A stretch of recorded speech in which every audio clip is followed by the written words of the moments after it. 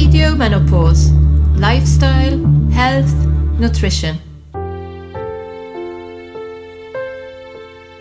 Today I am talking about finding support in perimenopause and menopause. Perimenopause seems to happen at such a busy time in our lives. We're either juggling kids, work, or both, and many of us do not even realize that we are experiencing symptoms till we have that light bulb moment. There are around 33 million women in the UK. All of these women will experience menopause at some stage in their life. No two women will have the same menopause story. Some women seem to breeze through perimenopause. Others will struggle but manage to cope. And others will have their lives, as they know, turned upside down by struggling with the most severe symptoms it can throw at you. Here are some tips to get support. Friends. There is power in sisterhood. Friends and work colleagues are the people we mostly seem to turn to at first, or they make us realize that we are actually having menopause symptoms. Sharing your story and symptoms with friends who might be going through similar experiences can be very reassuring and comforting. Connecting with other women going through menopause can be a game changer. Sharing your experiences, fears, and triumphs with like-minded friends can be amazing in lifting your spirit. Throughout the last 10 years, I have spent so much time apologizing to my friends for not making enough time for them. Life just seems to take over. Where does time fly? I am now making a conscious effort to plan ahead and put dates in our diary. Family. Throughout the ages, the family has always been a support system. The elders passed on their knowledge to the younger generation, and someone was always available to help and offer support. As human society progressed, young adults moved away from their natural support unit to study or work, sometimes moving to different countries, as I did. With progression, we gradually lost our immediate support system. I hope you have good relationships with your family, and if you do, I hope you stay in touch with them regularly. Technology makes things so much easier nowadays, but we sometimes take it for granted because it is always available. Use it. Call your parents, brothers and sisters if you are blessed to have them in your life. Partners. Discussing menopause symptoms can be uncomfortable, especially if your partner isn't the most understanding. Even if you have the most understanding partner, they are not psychic and cannot know what you need unless you talk to them. Your partner might have little knowledge of menopause and its symptoms, so they might be worried about you or your relationship if they've noticed you are not your usual self, but unable to start a discussion themselves. Choose a time to talk.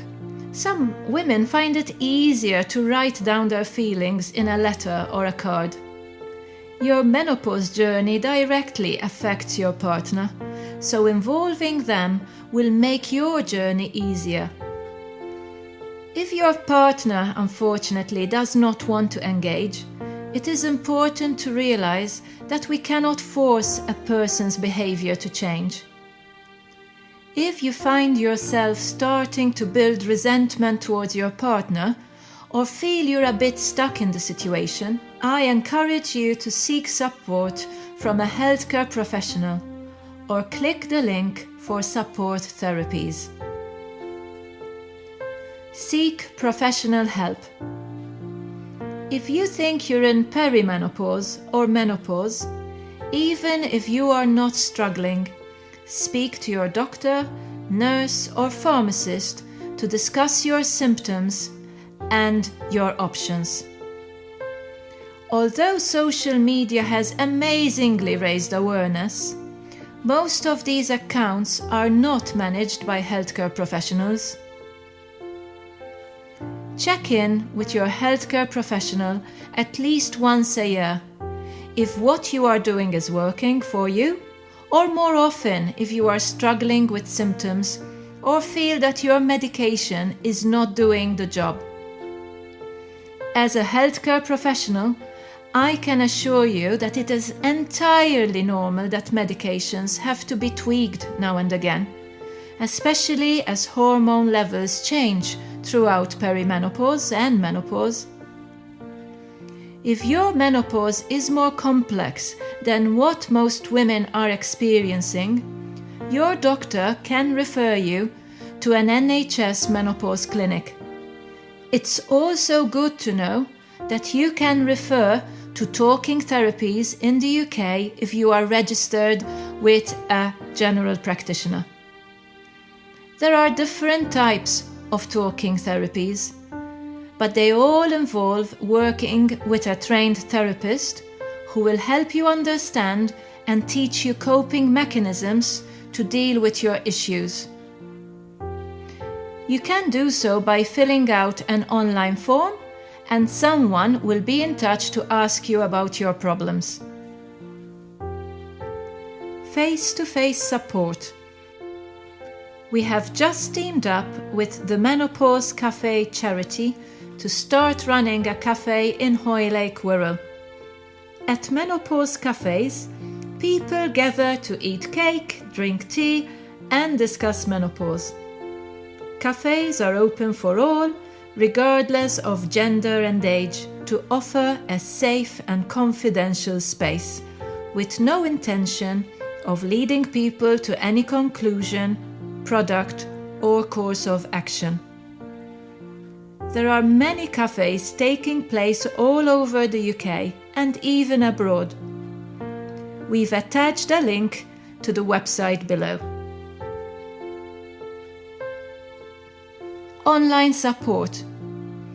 We have a world of knowledge available with the click of a button.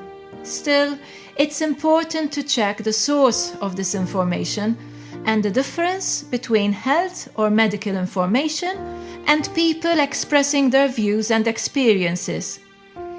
Of course, there is a place for both, but know the difference.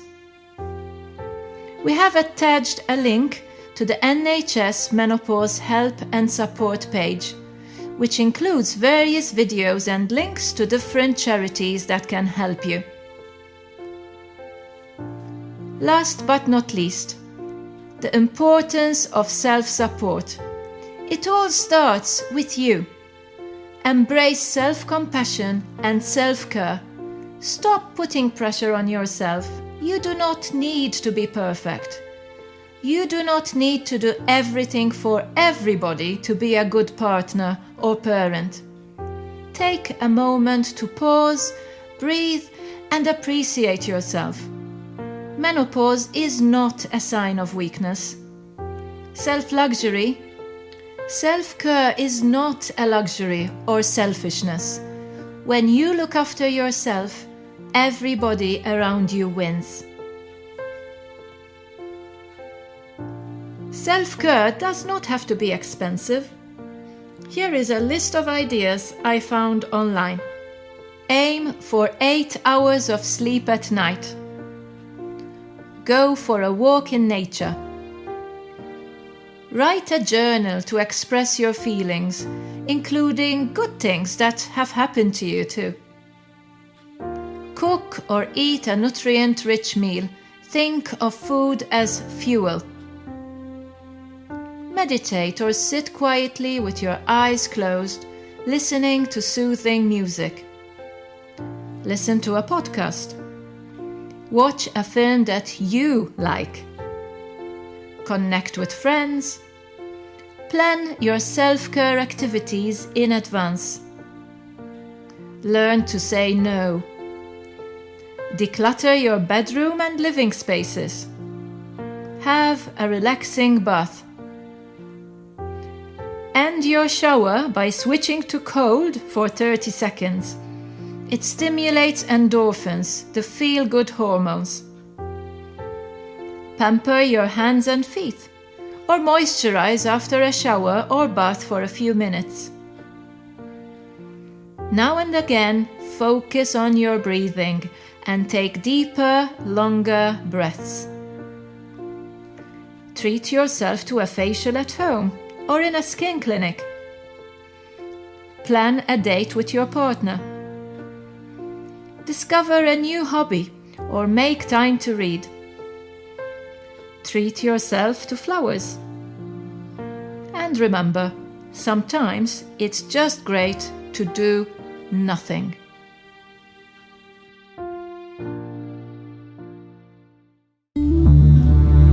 Thanks so much for listening to this episode of Radio Menopause. Make sure you get every episode by hitting the subscribe or follow button on the podcast.